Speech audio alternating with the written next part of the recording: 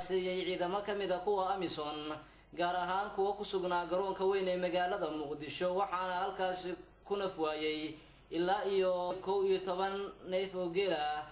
xilliga oo habeen ahaa ayaa waxa geela uu ahaa mid si xawliya ay u wadeen dadkii la socday isla markaana ay ciidamada Amisom sida la sheegay uu shaki ka soo galay inay yihiin kooxa markaasi ku socday inay weeraraan waxaana rasaas fara badan oo ay fureen ciidamada Amisom ay sababtay in intaan oo neef oo geela ay marqura wada nafwaayaan waxaana la arkay afaafka hore ee garoonka weyn ee magaalada Muqdisho oo ay daadsan yihiin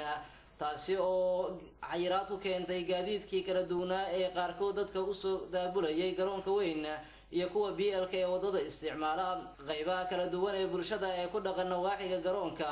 iyo deegaanada ku xeeran ayaa isugu yimid halkaasi kuwaas oo la yaabana sida ay wax u dhaceen qaar ka mid ah ganacsatadii geelan loo waday qaarkood oo halkaas yimid ayaa iyana loo diiday inay warbaahinta la hadlaan iyadoona ciidamo ka mid ah kuwa dawladda ku meel gaarka ay xakameynayeen saxaafadu inay ka hesho faahfaahin dheeraad ah sababta keentay in geelaani la laayo waxaana ciidamadu ay saxaafada amar ku siinayeen inaysan wax shaqo ah ka qabanin halkaasi sababo la xiriira sida ay sheegeen dhinaca ammaanka iyo in ay soo baxday awaamiir looga hortagayo in saxaafada ay arrintan ka hadasho uskuday uu TV-ga Universal ku doonayay inuu ku wareeso qaar ka mid ah ganacsatadii lahaa ayaa suuragali waayay iyadoona gabi ahaan loo dhaadhiciyay qaybihii kala duwanaa ee ganacsatada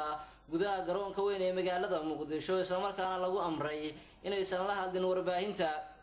jawiga garoonka ayaa xilligii hore ee saaka ahaa mid buuq ah isla markaana ay dadku ahaayeen kuwa la anfariirsan sida ay dhacdadan u dhacday waxaana xilliyada habeenkii ay magaalada Muqdisho tahay mid inta badan aysan ka jirin wax dhaqdhaqaaq ah taasi oo keentay in ay gabi ahaanba wixii ka dambeeya 7 fiidnimo xilliga habeenkii uu magaaladu noqdo mid iskiis banda u ah iyadoo dhaqdhaqaaqa dadka iyo gaadiidkuna gabi ahaanba ay istaagaan Cabduqaadir Cumar Cabdulle Universal